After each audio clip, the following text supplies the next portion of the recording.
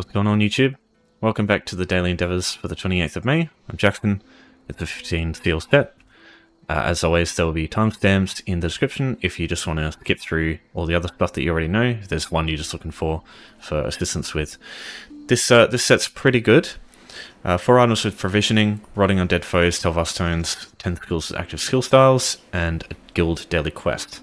So I'll cover this one first. If it were up to me, if you have this one available, there's a little caveat to this. Do active skill styles, rotting undead foes. You can do this in an instance dungeon. Very, very weak ones that are right at the door, so it's very easy to get to. And provisioning skill, because this one, if anyone's watched the weekly, it's basically the same thing, except just do it 4 times instead of 30. So these ones here will be the alternatives to this one, I'd say, just depending on what you've got available. I would say, depending on, Tel Var can be quick if you've either got one of the Tel Var satchels that you get from completing one of the daily quests, or if you have 10,000 Tel Var in your inventory, you can get it done super quick, but it's very risky unless you do it a very specific way, and even then it's still risky. Otherwise, it takes ages. Completing a guild daily quest, this I think will be the more reliable alternative, but it will take a little bit of time, and is still unreliable in the way that the quests that you get will be just dependent on the day. But without further ado, let's get this started. So 10 skills, active skill styles, do this one if you can. So what a skill style is, if you go to any skill in the game and you see this icon, it's like a little skills icon, the same one as this one. Click that, and you'll see there's available skill styles to pick from. This one here is one of the easiest to get in the game. If you have Gold Road, this is completed by, as you can see there, the Wing of the Netch. There's one you get earlier via second era of scribing, but it requires a target. This one doesn't. You can just cast it over and over with no target. So if you've completed the Wing of the Netch, just use this. All you got to do is just make sure this little paintbrush icon is on, swap to the ability, and just cast it. That's literally it. Now here's the thing. If you don't have Gold Road, there are alternatives, but there's different things depending on if you had certain requirements met at the time. So the next thing is going to be, if you've been playing for a little bit, you had 2 characters max level at the time, and you got there was something in the Crown store, it was like a skills, it was free, and it gave you a bunch of skill styles for each of the classes. If you've got it, it'll show you, like for example on Nightblade, it will show you, I'm pretty sure Impale, Soul Harvest, and something else. I can't remember which one it is. It's one of these ones here somewhere.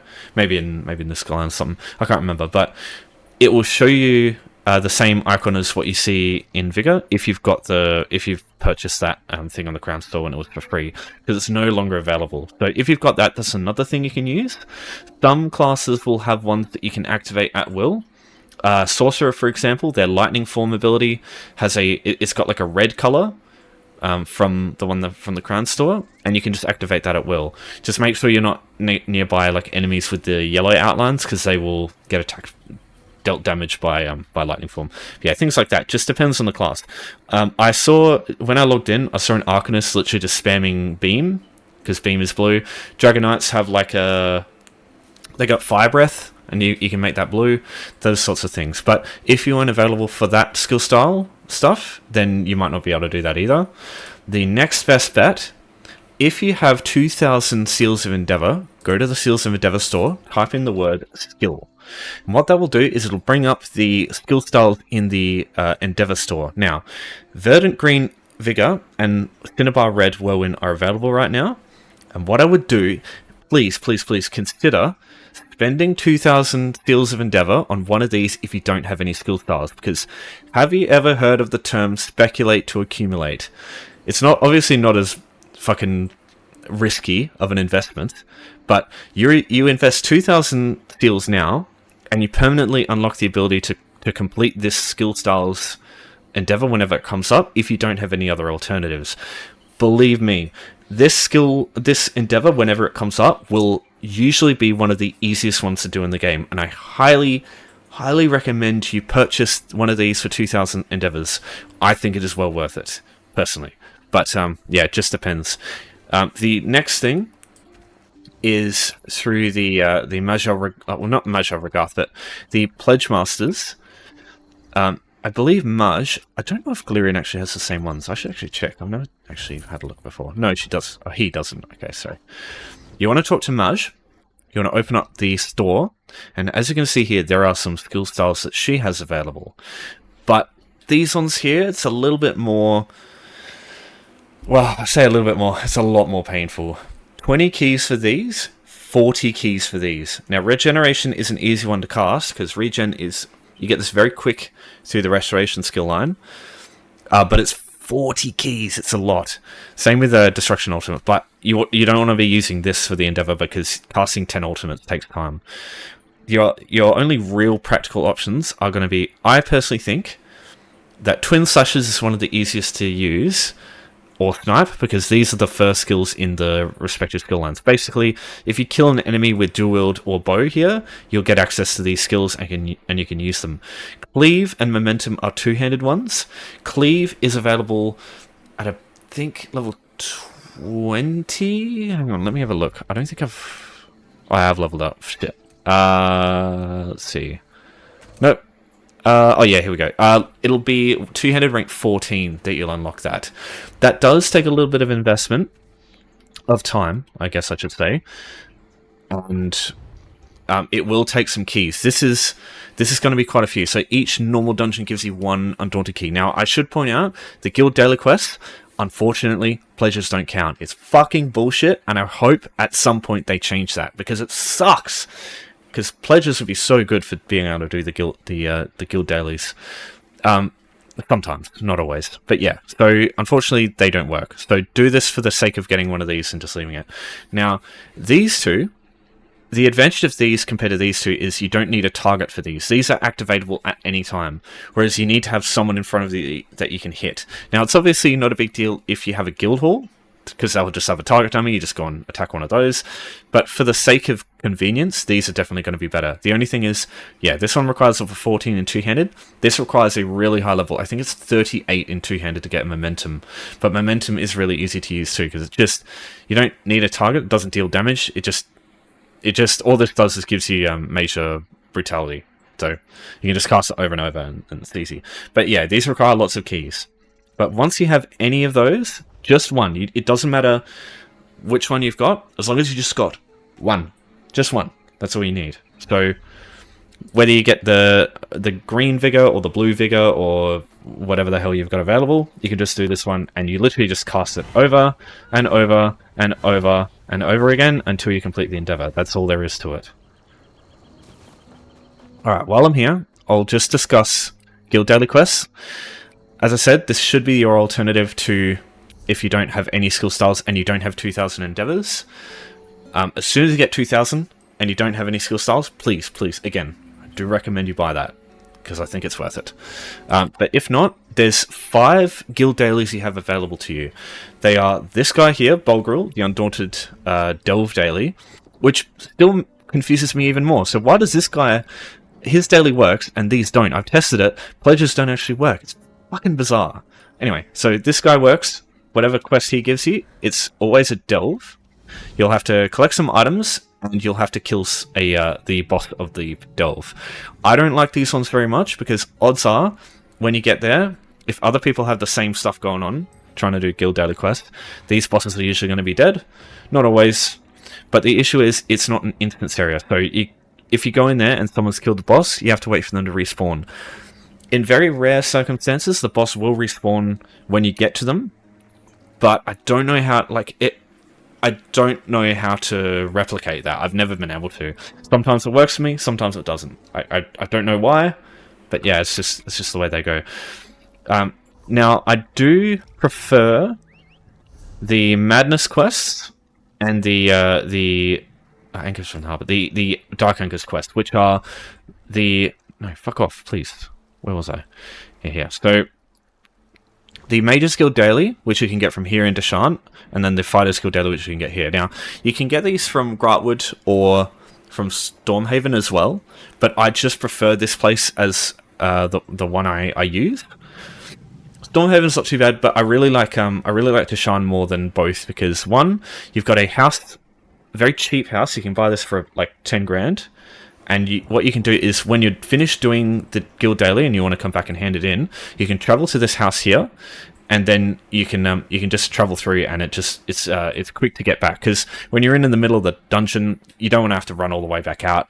What you can do is either do that to get to this house, or you can use one of the free houses, like the one in Oridon, just to get back. And in that case, just use Stormhaven too. The only issue I have with Grightwood's one, the Undaunted Daily Delve is good, but the other ones are actually in the tree. And fun fact, in the tree, you can't hop on your mount. So it's slower most of the time.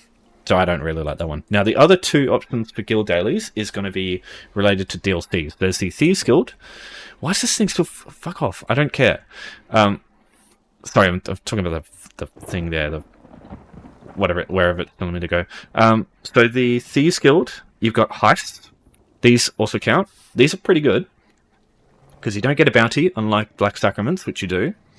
And you can completely fuck this up in every possible way, and you can still complete the quest, and there's no consequences afterwards of doing so. Whereas if you fuck up the Black Sacrament, you get a big bounty, and you kind of have to... You can either wait for that to go away, or it's usually not a big deal anyway, personally. You can just log off for a while, and it goes away on its own. Anyway, like, I ignore the guards usually. But those are two as well. So if you have the Dark Brotherhood or the Thieves Guild DLCs, you can use those as well. And the instants. So no matter where you have to go for these ones here, like, it'll take time getting to them. When you go into the Thieves Guild one, it just ports you straight into where you're going. So you're spending less time running to where you want to go, and you spend less time going back. As soon as you complete it, you go back to the area that you were, and you just hand it in, and that's it. So it's quicker, I would say, doing a heist than anything else. But my next choice would probably be, depending on which one you get, the Domans or the Mages Guild. That's usually my preferred option. Just to give you an example here, we'll go into the Mages Guild, talk to this guy here, and he'll give you Madison Bankrai. Probably not a very good one, because getting there is a pain if you haven't got it before. Green Shade, not any better, to be honest. I don't think there's any houses nearby this. I think the closest one's over here. Yeah, Boulder Tree Refuge. That one's kind of rough. Let me go back to you on that. If I were to do this one, what I would do is probably go, if I don't have anything here, I'd go the Boatswain in Oridon. Travel to the Boatswain here, get them to take you to Grightwood, then to Greenshade. That'll take you here to Woodhearth, and you just go up a little bit northeast. But I'll just check the Domin, because that might be better. Shadowfen. Shadowfen's not too bad. The Domins are pretty straightforward in Shadowfen. They're all close to a Wayshrine. But yeah, the problem with Domins is if you don't have the Wayshrines to the other ones, and they're up, it can take you a while to get to them. So, yeah. And you just have to complete one Domin, that's it. And so these ones are usually pretty easy. If you've got all the Wayshrines, Domins by far. If you don't have any of those Wayshrines, I'd say do the one in Greenshade. Okay. Let's go to the Boatswain. Belendil right here. It's in this spot here. And we'll just talk to her. I'd like to travel. Go to Grightwood. Go again. Go to Greenshade.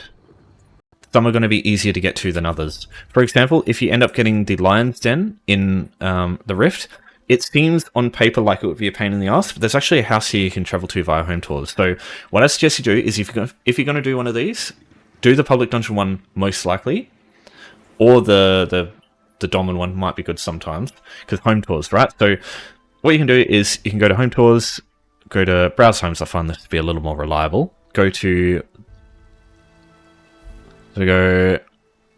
Autumn's Gate, and you look that one up, and you travel to it, you go outside, and that will take you near Lion's Den, like pretty close. That's right here, right? So you just travel over here a little bit, past the Worm Quarters in there, and then you've got Lion's Den. So some are going to be easy to get to. Same with like Crowswood. If you end up getting Crowswood, fucking blessed are we, because like that area, you have a Wayshrine by default, so you just go to that Wayshrine and that's it.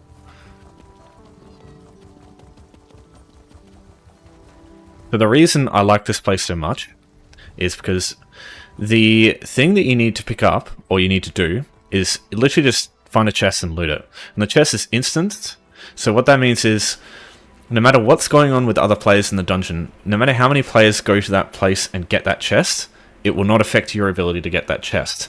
As opposed to the Delve, where if the other players kill the boss, then you can't kill the boss. You have to wait for it to respawn. And that can take 5 minutes usually. So you're spending less time waiting for shit to spawn, and more time just doing the actual objective and then just going back. And the best thing about it is, with the Delve one, you've also got to fetch shit. Whereas this, you just got to fetch one item. And again, the fetch quests in the Delve, some of them are not instant. So other people can take the item that you're looking for, and then you have to wait for that to fucking respawn. So it's just doubly shit compared to the public dungeon one. Like, I prefer doing this all day. All fucking day. Right, now it's easier to do if you're on a... green shade. Millennials 4, where is it? Okay, all the way over there. So, if you have a Nightblade with Cloak, or a Stage 4 Vampirism with Unnatural Movement, this will be easier, because you can just cloak past all the enemies. Let's grab the Waste Charm while we're here. Let's play the Sky Shard. Oh, no, don't grab that. Fuck. Okay, we'll just grab this and leave. Yeah, don't grab that, because that... Well, maybe. If you want the skill point, I suppose it's good. This is the group event in this place.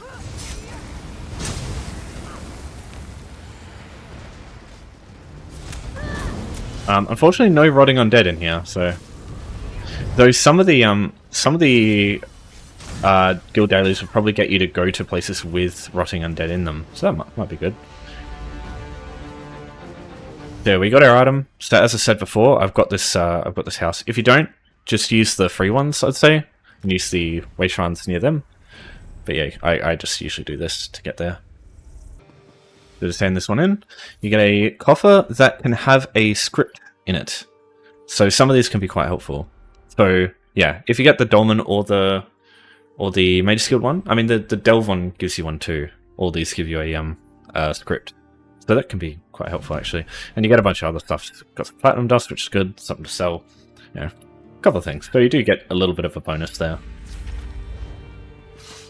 Now I'll just recap which ones there are. Undaunted Daily here, not the pledges, they don't work. The Major Guild Daily, the Fighters Guild Daily, the Thieves Guild heists, and the Black Sacrament. So the Black Sacrament here, and then the heists for the Thieves Guild. Now, if you haven't done anything for the Thieves Guild and Dark Brotherhood before, you need to complete part of the main quest line in those zones in order to access heists or Black Sacraments. So if you haven't done that yet, it will be quite an investment there in time, because it takes a few hours usually doing the Thieves Guild main quest, which is annoying, but once you do it once, you can do it from then on. But yeah, if you haven't done the story, just do another daily, like Guild Daily, just the Mage Guild one, if you can. Alright, so now with the provisioning one, very easy to do, but there's just a little bit of a investment I suggest you get. So talk to any chef in the game. This one here in Vocal Guard's a good one because the place I like to use is in Vocal Guard, nearby. So talk to Hizala. The 3 recipes in question are baked apples, banana surprise, and also fishy sticks, because you'll do a lot of fishing for endeavors, especially with the weekly that just came out. If you skin the fish, or fillet the fish that you catch, you can get perfect roe, which you can sell, and you can also get just fish as a provisioning material, and you can use the fish as a way to do these endeavors whenever they come up. If not, there's a free way to do it. It's just, well, I say free. It's a one-time investment of buying these recipes, and then you can just do it for free for the rest of the time. So just buy baked apples, banana surprise, and fishy stick if you can afford it. Now, with the endeavors yesterday, we got a bunch of gold for doing them, so I think you should spend that gold on these recipes if you haven't already, because from that point, you can do this one easily for free. Any of the provisioning ones or the crafting with any skill ones, you can do them for free for the rest of the time. And it's not that low, really.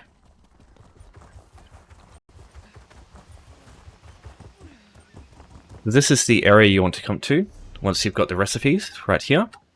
So you might be familiar, this is the Anniversary Jubilee place. So there's 3 things you want to look at. This apple basket here has a few apples in it. God damn it.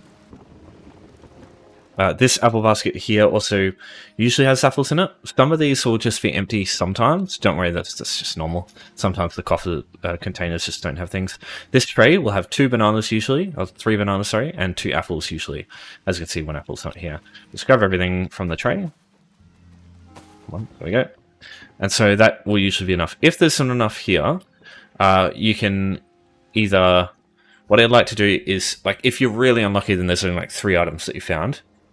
If you've got access to Imperial City, just go to there, and then come back. Like, go through the exit and come back, and everything will reset. That's one way to do it. Or you can just go to the Atlas Refuge, which counts as resetting the zone. You can leave the zone and come back and just do the same thing. And that way you can just take as many of these items as you want. They are not stolen, so you can't get a bounty. And you don't have to spend anything other than those 3 initial recipes. And then the cooking station over here, you just use this. Just crush a bunch of bananas, fries, or baked apples, as many as you need, and that's it. Easy done. I suppose I should mention, if you don't know how to fillet fish, there'll be an option that looks like this icon here. This allows you to fillet stuff. So you just go through here, and you can fillet multiple at a time. Fun fact, a little while ago, you had to fillet fish 1 at a time, and if you had hundreds of fish, it would take fucking forever. And they've only recently added this as a thing, and fucking thank Christ that they did, because man, it used to take fucking ages filleting fish 1 at a time. There was an add-on you used to be able to get, and it would do automate the filleting for you, but it would still take a while. Like, you'd have to get it to do it for you, and then just walk away and do something else. Or just watch YouTube while it happens. Yeah, glad that they added that as a thing. Because, man, that used to be fucking hell on earth. Now we're talking about rotting undead foes. The easiest thing to use for these is to just kill zombies. There's tons of zombies. There are a couple of places you can find Draugr. We'll talk about those, because those also count. So, this dungeon is my preferred place, but I'll just go through some easy places to get to where the zombies are actually weaker. But yeah, I'll talk about this place in a bit of detail. But yeah, Sentinel Docks, there's a bunch of zombies here unless you've completed the quest. Is it Tava's Blessing? It's this one here, yeah. Tava's Blessing, there's tons of zombies around here as well. As soon as you get in, basically you'll see a bunch of them. That's one area. The Martalian Necropolis has tons of zombies in it. This is usually where people go to level up sometimes. That might not be great. The last places I would say you look, there's also Musnar in Dashan, this area here. This has got tons of zombies in it as well. The Draugr can be found in, I'm pretty sure Bonestring Crest. There's a bunch of Draugr around here. There's Draugr in the Hall of the Dead, and then there is also Draugr in Difrost Keep, very early on. Just go past the bears, don't fight the troll boss, and then in that next hallway there'll be a bunch of Draugr that you can kill. That's one. But yeah, my preferred for this is to do Cryptic Hearts 1. It's very easy. The enemies are pretty weak. Like, the zombies only have as much health as the skeevers do in Wayrest Sewers 1. So it's great.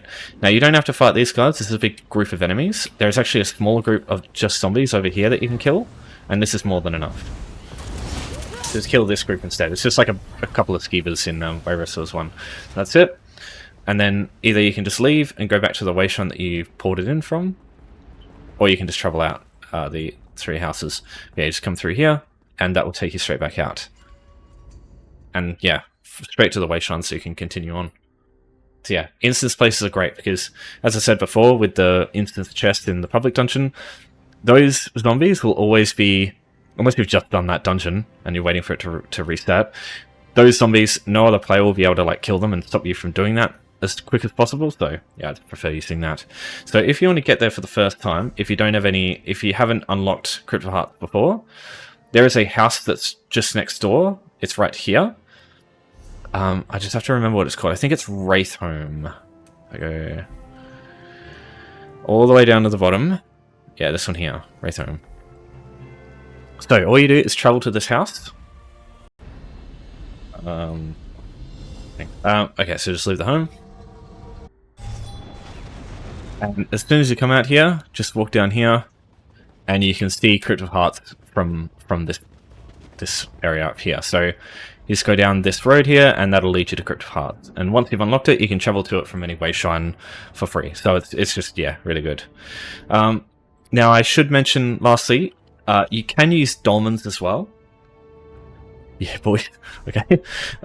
Yeah, any dolmen has a chance to have zombies in it when they spawn, but it's not reliable normally.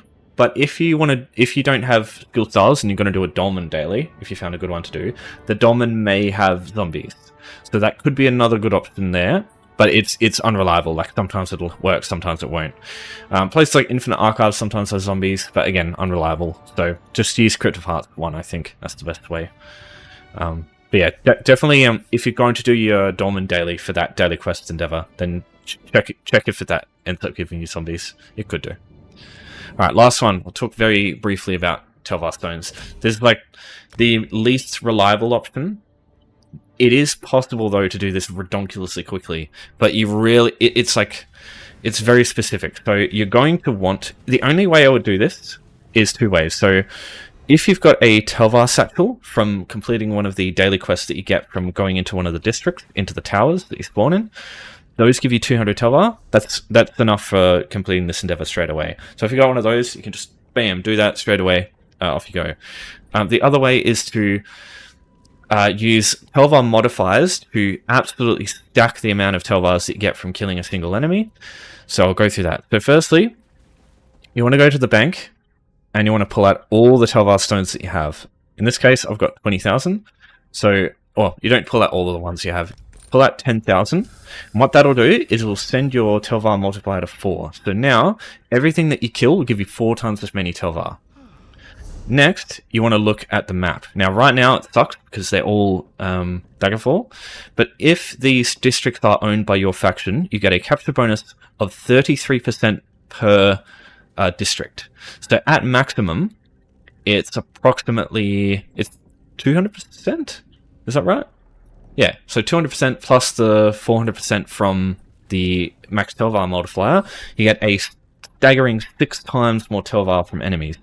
The only issue, and the reason I do not recommend doing this except under very specific circumstances when you know you can survive, is what happens is if you get killed with this many Tel Var, you will lose half of it. You'll give half of it to the player that kills you. I don't know what happens if an enemy, like an AI, like NPC, kills you. I'm pretty sure you just lose the Tel Var and it's not given to anyone, but I'm not 100% sure on that. But yeah, the issue is if you die, it's a big loss. Like 10,000 Tel Var, you can do a lot with that. You can buy Kajos and shit like that. So it's a big loss if you lose that stuff. But there is one still sort of risky way to do this, and that is to attack things from range. What I would do is don't have this much health when you go to do it. Maybe try and look upwards of like 25 to 30,000. The reason for that is the only thing that's going to be a risk for you here is gankers. There are bow gankers that will deal so much fucking damage to you, because this is a player environment, right? This is a PvP environment. That's what you're going into. That's why it's risky. And some of these gankers are fucking ridiculously strong at like killing you super quick. So what I like to do is, it doesn't matter which district you go to. One of the easiest quests to do to get the Tel Var satchels is in the arena district, this one here, because you can actually AFK in the tower while the prisoners get rescued every now and then, and it'll eventually do it, but it does take a while, so I should mention that. But what you're looking for is an area that has a bunch of enemies, and the reason you want to do that is the enemies are what give you your Tel Var. So if I go... So, just as an example, I'll kill this Legion Deadeye as quick as I can. And as you can see, I've got 16 Tel Var. So, do that 10 more times, that's all you need to do. But the issue is, you could encounter a really good PvP player, and they'll fucking wipe the floor with you, and then you have to respawn. You might go back down, and there might be another one. So it's completely interruptible by players, and if you lose your Tel Var while you're trying to go down there and do it, it's rough. Now, the only reason I actually suggest this at all is what you can do is you can find the high tier enemies. Those being one of them was that Zivkin that was just here before. if you kill this guy, it's like over 100 Tel Var per time. It takes a little bit of killing. Like they have like 100k health, so it takes a little while. You can build like a really good proc setup.